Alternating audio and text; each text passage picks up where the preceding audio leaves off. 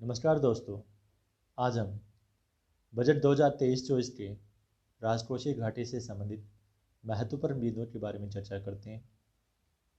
Budget में सरकार के द्वारा किए जाने वाले आय व व्यय के बारे में बताया जाता है। हम जानते हैं कि बजट एक वर्ष की अवधि के लिए प्रस्तुत किया जाता है। इस बजट में सरकार को प्राप्त होने वाली आय व सरकार के द्वारा विभिन्न परियोजनाओं पर किए जाने वाले खर्च के बारे में बताया जाता है। राजस्व आय के द्वारा तथा पूंजीगत आय के द्वारा सरकार को आय प्राप्त होती है। इसलिए सार्वजनिक आय को दो भागों में बांटा गया है, राजस्व आय व पूंजीगत आय। राजस्व आय भी दो प्रकार के सोर्स से प्राप्त होती है, एक टैक्स के द्वारा, एक नॉन टैक्स के द्वारा। टैक्स भी दो प्रकार में डिवाइडेशन होता है, डायरेक्ट टैक्स और इनडायरेक्ट टैक्स। तथा गैर कर आय को सरकार प्राप्त करती है विभिन्न प्रकार के शुल्क से, ब्याज से और लाभ से। आपको पता है कि केंद्रीय सरकार व्यक्ति पर आयकर लगाती है तथा संपत्ति कर भी लगाया जाता है। आयकर व संपत्ति कर प्रत्यक्ष प्रकार का होता है, इसलिए कर से होने वाली आय में सरकार को प्रत्यक्ष कर के रूप में भी आय प्राप्त होती है तथा अप्रत्यक्ष कर के रूप में भी आय प्राप्त होती है।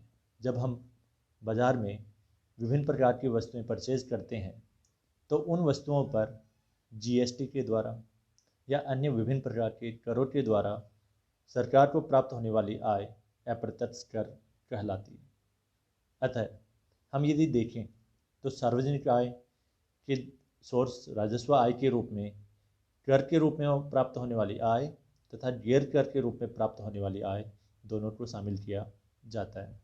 यदि हम गैर कर के रूप में आय को देखें तो गवर्नमेंट के द्वारा विभिन्न प्रकार के शुल्क लगाए जाने पर तथा गवर्नमेंट के द्वारा किसी को उधार दिए जाने पर मिलने वाले जो ब्याज है उसको भी गैर कर आय के रूप में प्राप्त होती है।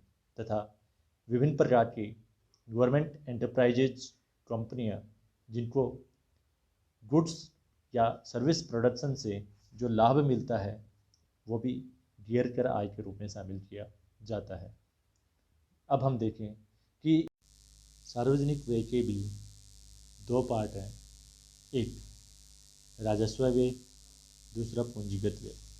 राजस्व व्यय को भी योजनागत व्यय व गैर योजनागत व्यय में तथा पूंजीगत व्यय को भी योजनागत व्यय व गैर योजनागत में डिवाइड किया जाता है। योजनागत व्यय वह व्यय होता है जो योजना बनाकर सरकार के द्वारा प्रारूप तैयार किया जाता है और उसके द्वारा राजस्व तथा पूंजीगत व्यय को खर्च किया जाता है। गैर योजनागत व्यय वह होता है जो अकस्मात या किसी भी आपदा के कारण व्यय होता है, वह राजस्व व्यय भी हो सकता है और पूंजीगत व्यय भी हो सकता है। अब हम सरकार के द्वारा प्रस्तुत किए गए बजट के कुछ स्लाइड्स को देखने का प्रयास करते हैं और इसको समझने का प्रयास करते हैं कि इन स्लाइड्स में क्या बताया गया है। गवर्नमेंट को प्राप्त होने वाली जो प्राप्तियां हैं वह राजस्व व्यय के रूप में राजस्व आय के रूप में तथा पूंजीगत आय के रूप में प्राप्त होती है तथा सरकार के द्वारा किए जाने वाले व्यय भी राजस्व व्यय तथा पूंजीगत व्यय के रूप में बताया जाता है। हमने पीछे देखा कि प्राप्तियां और व्यय दोनों मिलकर बजट का निर्माण करती है। यह स्लाइड गवर्नमेंट ऑफ इंडिया की वेबसाइट से ली गई है। इस स्लाइड्स में गवर्नमेंट ये बताना चाहती है कि 2021-22 में जो वास्तविक प्राप्तियां व व्यय प्राप्त हुए हैं, चाहे वह राजस्व हो या पूंजी हो, इसमें यदि हम देखें तो यह जो राशि प्राप्त हो रही है वो 2021-22 में वास्तविक प्राप्तियों को बता रही है, जिसमें राजस्व प्राप्तियां 21,69,905 करोड़ रुपए प्राप्त हो रहे हैं। तथा यदि हम देखें राजस्व व्यय कितना हो रहा है, 2021-22 में राजस्व व्यय 32,926 करोड़ रुपए प्राप्त हुए हैं। तो इस प्रकार से राजस्व प्राप्तियां तथा राजस्व व्यय में अंतर देखें तो राजस्व व्यय ज़्यादा हुआ है। राजस्व प्राप्तियां कम होने पर तथा राजस्व व्यय अधिक है तो इससे अंतर को राजस्व घाटा कहा जाता है। राजस्व घाटा जब सरकार की कुल राजस्व प्राप्ति कुल राजस्व व्यय से ज़्यादा हो तो यह राजस्व घाटा कहलाता है। तो यदि हम देखें तो राजस्व जो प्राप्तियां हैं वो राजस्व व्यय से कम है, इसलिए राजस्व घाटा देखने को मिलता है, जो अप्रॉक्सीमेट 2021-22 में 3% के अराउंड रहा है। यदि हम आगे देखें तो गवर्नमेंट ने 2022-23 के बजट अनुमान को येलो कलर में दिखाया गया है।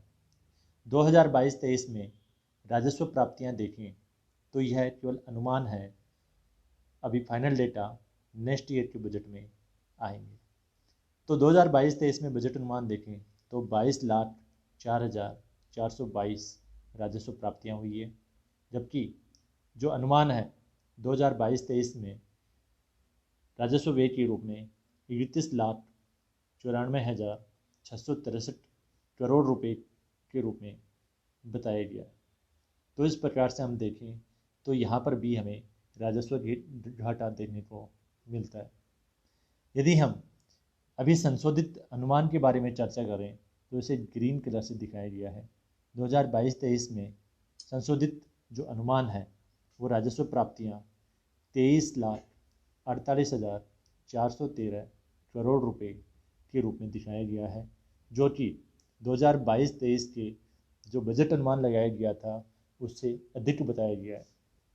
यदि हम 2022-23 में संशोधित जो अनुमान राजस्व व्यय के रूप में देखें तो यहाँ पे 34,58,959 करोड़ रुपए बताया गया है।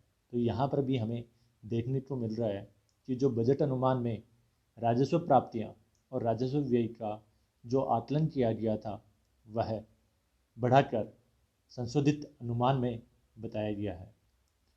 यदि हम 2023-24 के बजट अनुमान में देखें तो यहाँ पर नेक्स्ट जो 2023-24 का जो ये वर्ष आने वाला है उसमें राजस्व प्राप्तियाँ 26,32,281 करोड़ रुपए राजस्व प्राप्तियों में बताया गया है तथा 35,02,136 करोड़ रुपए राजस्व व्यय के रूप में बताया गया है। तो यहाँ पर भी हमें ये देखने को मिल रहा है कि यहाँ पर भी राजस्व घाटा है। यदि हम यही डेटा पूंजीगत व्यय व पूंजीगत प्राप्तियों के बीच में देखें तो यहाँ पर पूंजीगत प्राप्तियाँ 16,23,896 2021-22 में वास्तविक रूप से हमें प्राप्त हुए हैं, जबकि यदि पूंजीगत व्यय देखें तो हमारे यहाँ पे 5,92,874 करोड़ रुपए पूंजीगत व्यय के रूप में हुए हैं। तो इस प्रकार से हमें पूंजीगत प्राप्तियाँ अधिक प्राप्त हुई है तथा पूंजीगत व्यय कम हुए हैं 2021-22 वित्तीय वर्ष में। यदि हम 2022-23 बजट अनुमान देखें तो पूंजीगत प्राप्तियाँ 17,40,487 करोड़ रुपए प्राप्त होने के अनुमान है लगाए गए थे, जबकि पूंजीगत व्यय 7,50,246 करोड़ रुपए होने के अनुमान लगाए गए हैं, जो 2021-22 के कंपैरिजन में देखें तो दोनों ही अधिक प्राप्त हो रहे। यदि हम संशोधित अनुमान की बात करें तो 2022-23 में 18,38,819 करोड़ रुपए पूंजीगत प्राप्तियों के रूप में तथा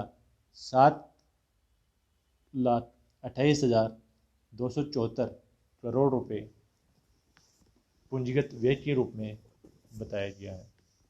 यह भी अनुमान ही है।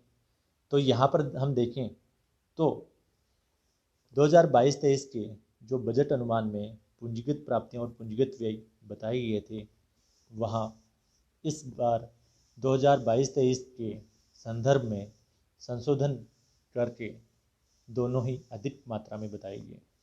यदि हम 2023-24 के वित्तीय वर्ष में देखें तो पूंजीगत जो प्राप्तियां हैं वो 18,70,816 करोड़ रुपए तथा पूंजीगत व्यय 10,09,61 करोड़ रुपए बताई गई है। इस प्रकार हम देखें तो वित्तीय वर्ष 2021-22 के मुकाबले 2022-23 में राजस्व व्यय अधिक प्राप्त हो रहा है तथा राजस्व प्राप्तियां भी अधिक प्राप्त हो रही है। इसी प्रकार पूंजीगत व्यय व पूंजीगत प्राप्तियां भी अधिक प्राप्त हो रही है। यहाँ महत्वपूर्ण क्वेश्चन बनते हैं कि वित्तीय वर्ष 2021-22 में राजस्व प्राप्तियां कितनी प्राप्त हुई है। तो यहाँ पर हम देखें तो 21,69,905 करोड़ रुपए राजस्व प्राप्ति के रूप में प्राप्त हुए।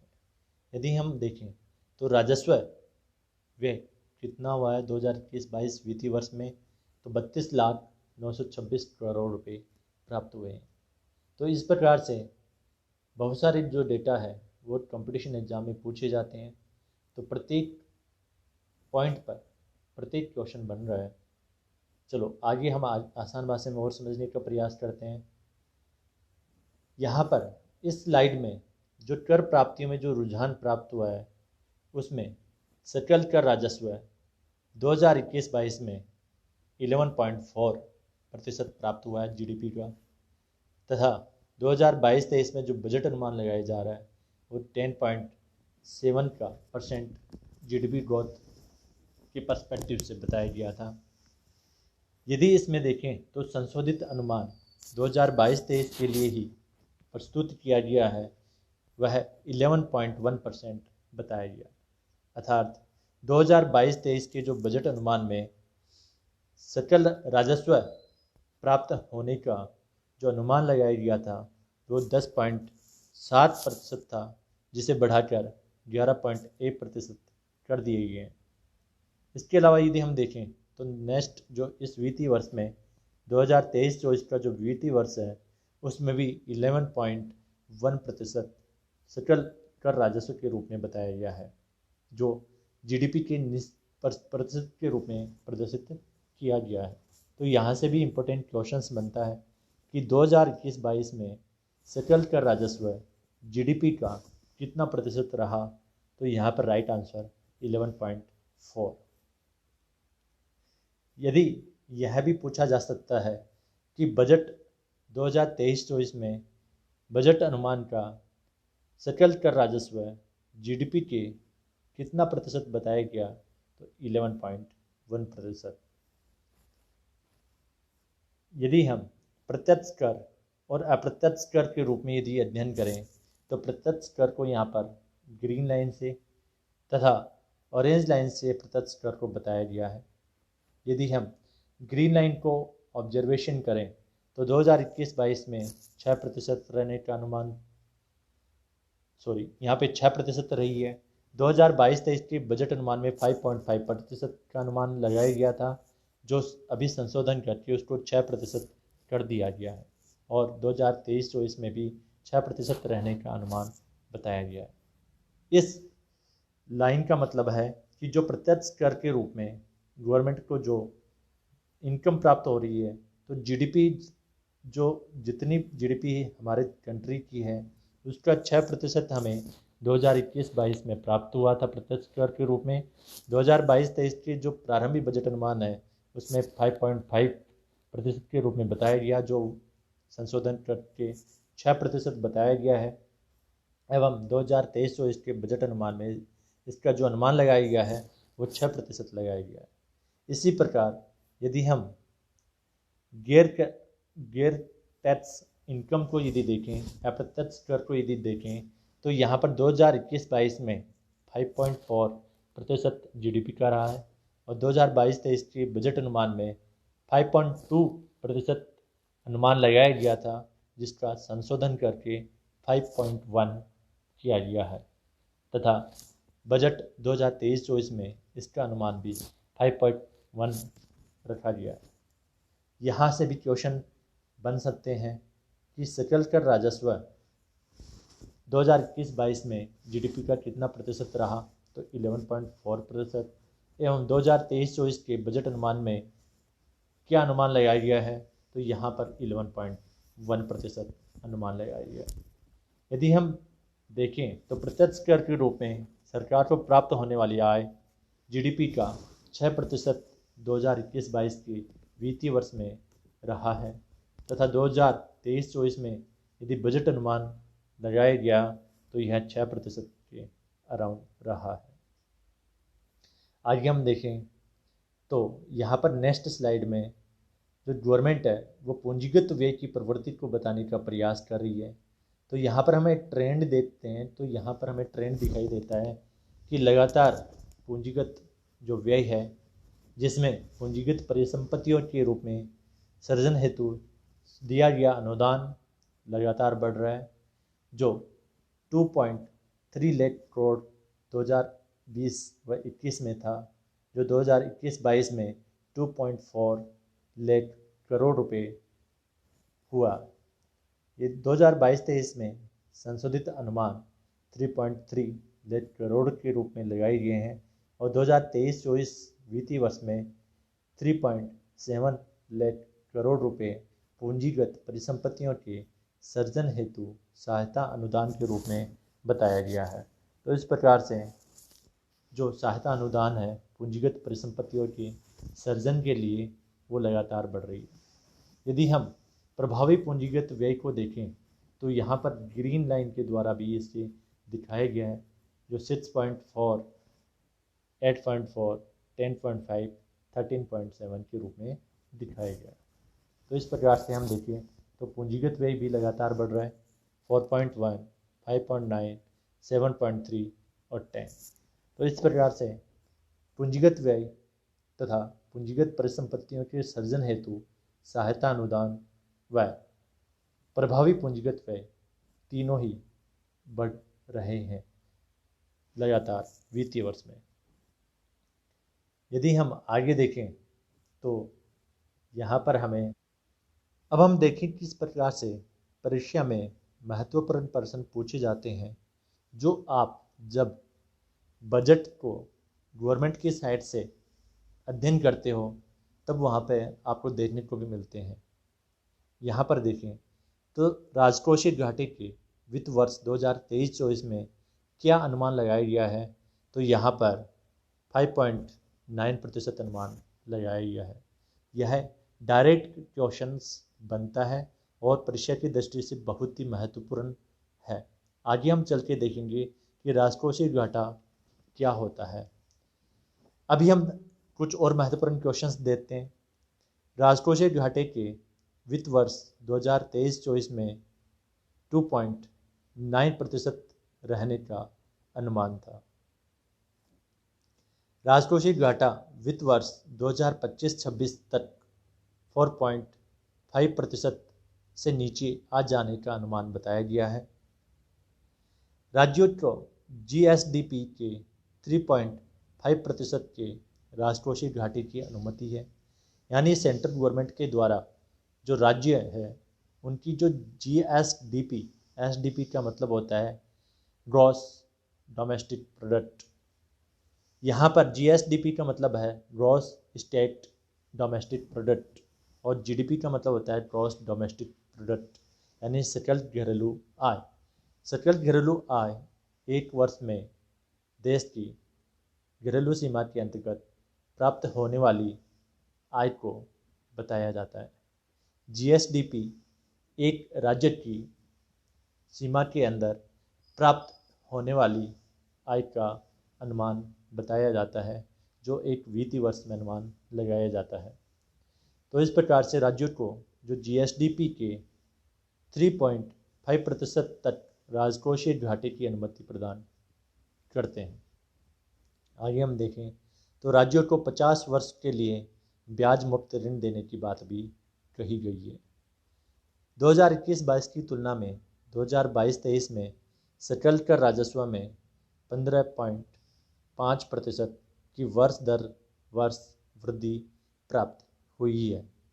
अर्थात 2022-23 में जो टोटल टैक्स रेवेन्यू प्राप्त हुआ है वो 2021-22 की तुलना में 15.5% ज़्यादा प्राप्त हुआ है। वित्त वर्ष 2022-23 में पहले 8 महीने में प्रत्यक्ष कर 23.5% की दर से बढ़ने का अनुमान लगाया गया है। तो इस प्रकार से हम देखें तो 2021-22 की तुलना में जो राजस्व है उसमें वृद्धि हमें ज़्यादा देखने को मिली। आपको पता है कि 2020-21, 21-22 का जो वर्ष रहा है वो कोविड-19 के द्वारा प्रभावित वर्ष रहे हैं। उस वर्ष में सरकार को जो आय प्राप्त हुई थी वो बहुत ही कम प्राप्त हुई थी। इस कारण 2022-23 में जो आय प्राप्त हुई है इसलिए 15.5% की दर हमें देखने को मिल रही है जो हमें अधिक दिखाई दे रही है। इस प्रकार गवर्नमेंट अपने डेटा से बताने का प्रयास कर रही है कि 2022-23 का जो वर्ष है वो सरकार को प्राप्त होने वाले राजस्व में अधिक राजस्व देखने को मिल रहा है। समान अवधि के दौरान अप्रत्यक्ष कर में 8.6% की वृद्धि हुई है। तो इस प्रकार से यहाँ से जो क्वेश्चन बनते हैं, एक राजकोषीय घाटे की वित्त वर्ष 2023-24 में 5.9% रहने का अनुमान है तथा राज्य की जो जीएसडीपी है उसमें कितना अनुमति दी गई है तो 3.5% की अनुमति प्रदान की गई है। इसके अलावा 50 वर्ष के लिए जो ब्याज मुक्त ऋण की बात की गई है तो यहाँ पर हमें ऑप्शंस ये तीनों देखने को मिल सकते हैं। इस प्रकार से ये क्वेश्चन में बहुत ही इम्पोर्टेंट बातें बताई गई है।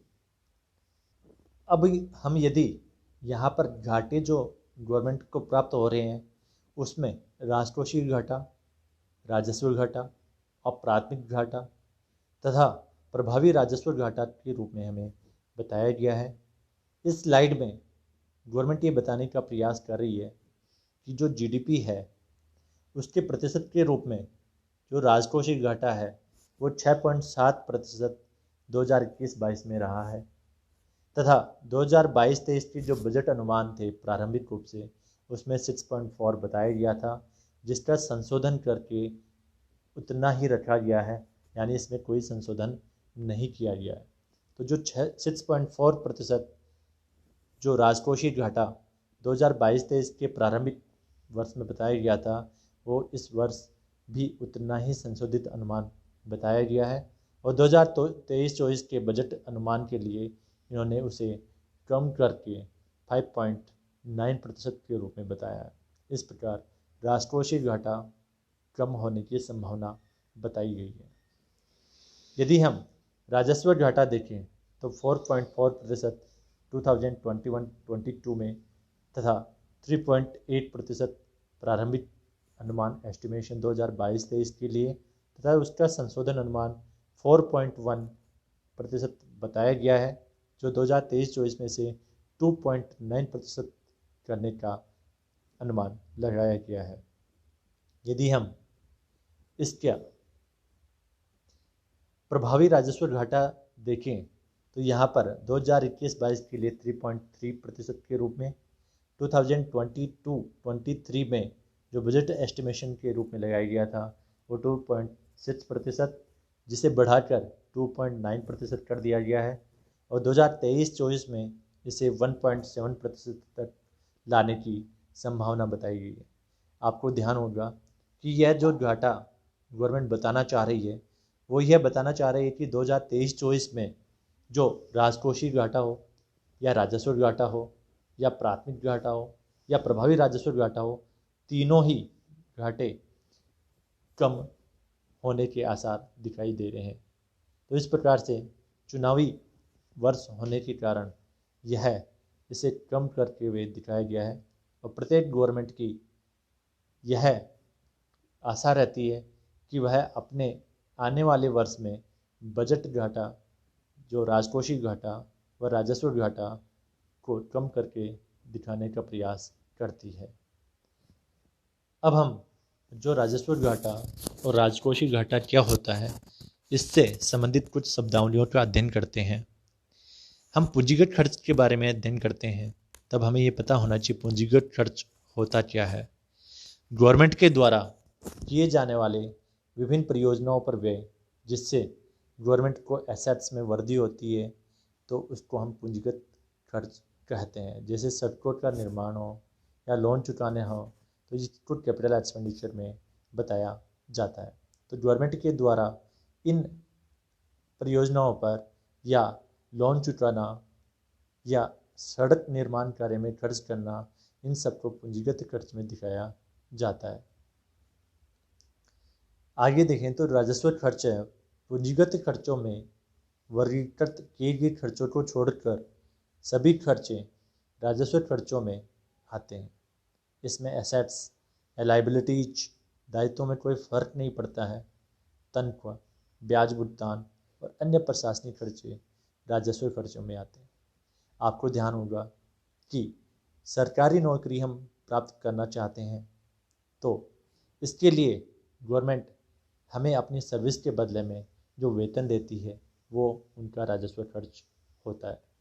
तो इस प्रकार गवर्नमेंट के द्वारा विभिन्न प्रकार की दी जाने वाले वेतन, ब्याज भुगतान आदि को राजस्व खर्च के रूप में दिखाया जाता है। तथा गवर्नमेंट के द्वारा प्रशासनिक कार्यों में होने वाले खर्च को भी राजस्व खर्च के रूप में दिखाया जाता है।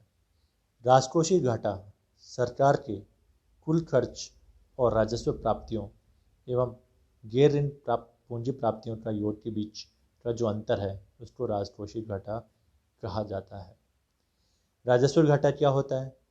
तो राजस्व घाटा जब राजस्व व्यय व राजस्व प्राप्तियों से अधिक हो जाता है, तो उसे हम राजस्व घाटा कहते हैं। इसका फॉर्मूला होता है राजस्व घाटा बराबर कुल राजस्व व्यय माइनस कुल राजस्व प्राप्तियाँ। जब गवर्नमेंट के द्वारा राजस्व व्यय अधिक होता है और राजस्व प्राप्तियाँ उससे कम प्राप्त होती है, तो उसे राजस्व घाटा कहा जाता है। राजकोषीय घाटा सरकार का कुल व्यय, पूंजी व्यय हो या राजस्व व्यय हो, और इसमें सरकार की कुल आय, चाहे वो राजस्व प्राप्तियां हो या ऋणों से प्राप्त आय हो या अग्रिम पूंजीगत प्राप्तियां हो, उनके अंतर को राजकोषीय घाटा कहा जाता है। अब यदि हम इन दोनों में अधिक अंतर को स्पष्ट देखना चाहें, तो यहाँ पर